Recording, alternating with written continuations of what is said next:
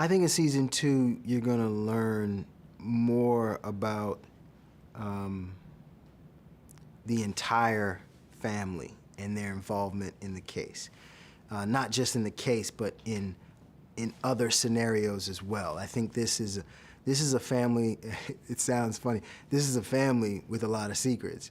And the secrets that they keep from each other are tremendous, in my opinion. Like, I mean, it's like, how long have you guys been doing? Like, it's astounding as to how well kept some of the secrets are. And the MO of this family is we love each other, but we don't talk to each other. We sweep things under the rug. And I think there's a lot of families out there that will actually be able to relate to that. I think every family has some drama. I don't care what family you're in. Every family has some drama. So this one it's intensified.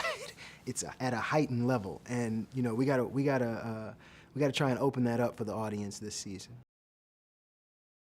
The biggest draw of Secrets and Lies season 2 would be the scope of this particular season in terms of we have a family dynamic this year that we didn't quite have last year, and it's more about the family and even the extended family, so to speak, in terms of people that work in the office. My best friend Neil, and you know, May, and you know, there's all these other characters that seem like they're like satellite characters, but because my father has built this company in a way in which, you know, everybody who works with us, we're all a family. That's said numerous times. We're all a family.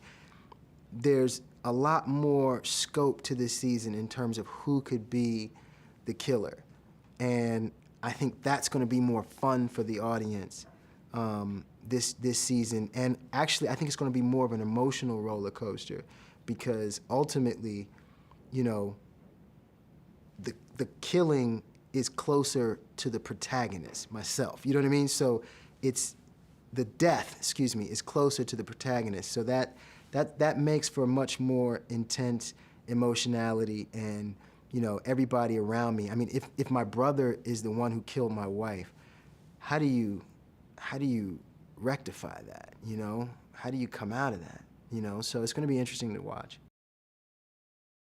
The first episode starts off with a pretty serious crime. It's actually the death of my wife. So, you know, my wife is either thrown or somehow forced to fall off of a building, and it's pretty brutal. It's pretty graphic, and I have no answers.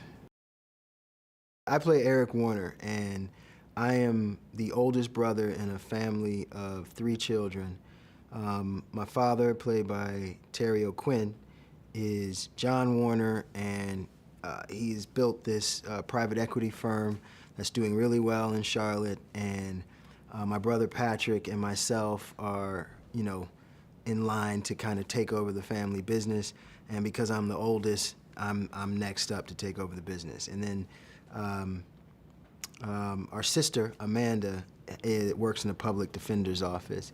And so she is, she's not down with the family business, but she's very much involved in our lives. Juliet is probably one of the freest people I've ever met in my entire life. She's just an unconventional individual who basically lives according to her own tune.